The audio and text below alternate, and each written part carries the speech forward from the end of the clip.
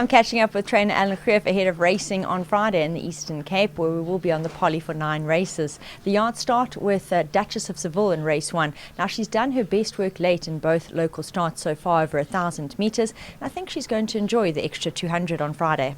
Morning, Nate. Yeah, she's both her starts in the Eastern Cape been over 1,000, and she's run on each time.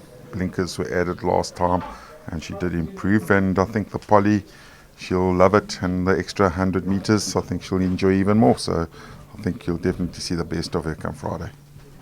Princess Beautiful runs in race 2, and she'll be trying the blinkers.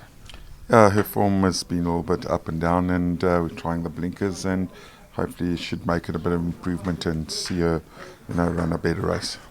There'll be the 4 runners for the yard to look forward to in race 3, where we start with Lovegrass, who finished well to win her last comfortably. Woman of Power, she ran a great race in her last start, which was the listed ladies pendant, beaten under a length. Ellerix were in her box this morning. She enjoys the poly and she's never far back, and moving in will be making her local debut. Yeah, Lovegrass won a nice race last time and won impressively, and I think she's competitive. Likewise with the other fillies as well. Woman of Power, I thought a touch unlucky, ran on really strongly that day. Ellerix not far off them, so the form line's, quite sturdy there as far as that feature race was concerned. Moving in, well, she's had a long rest, and she's going to have her first run, and she might just need this run. Springsteen will be in action in race 4. Now, she did show improvement in her last, and she was finishing steadily. Yeah, she improved slightly, added the blinkers on her as well, and hopefully we can get some more improvement out of her.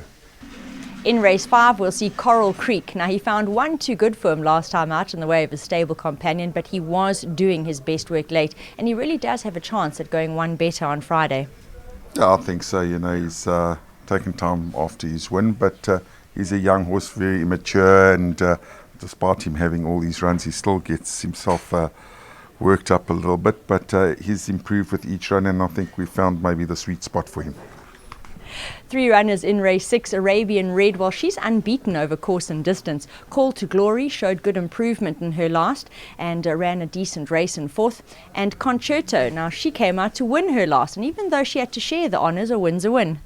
100% Nate's Concerto, she was running on that day as well, and happy to share, but she was finishing, I think, the stronger of the 2 horses on that day. Call to Glory, an improved run, and hopefully we can find her form again. And then Arabian Red, like you said, she's unbeaten over the course and distance, and she loves the poly. Moving to race 7, Legal Thriller just wandered off form in his latest starts, but he's got the ability to pop up and surprise. He'll be joined by Sharapova. Now, she has been expensive for favourite followers, but take nothing away from her, she is holding form. Yeah, Legal Thriller's lost his way a little bit and just needs to bounce back to his previous form. Sharapova, yeah, she has been expensive. She shows the work and just has an excuse every time of why she hasn't got to the winner's box, but if you just hang on there, she'll get there. Let's hope Friday is her day. 2 runners in race 8. Chili Bomb left the maidens really easily last time out. This will be a step up in class, though. He'll be joined by Courageous. Now, her last run was under par, but she was trying to finish late. Yeah, both horses, have got a chance. They both haven't got the best of draws, but Chili Bomb won well last time and is now a post-maiden run, and you got to take it from where it comes. Courageous, I think, could have run a better race last time. She ran a nice race first time out here, and I expect a better run from her. Finishing in race 9 will be Strewn Sky, making local debut, joined by Jack in the Green, who can be a tricky ride, but he certainly has the ability to be effective here. Yeah, Strewn Sky having his first run, yeah, and maybe his first run on poly. I don't think he's run on poly in Natal either. So, he's an unknown quantity and nice big horse. I think, if he takes his work, he can be in the money.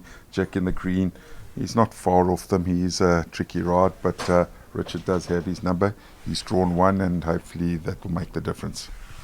Well, let's see if Jack in the Green brings his very best to course. He can be a handful to ride, but as you've heard from Alan, can get into the action, as can newcomer Strewn Sky.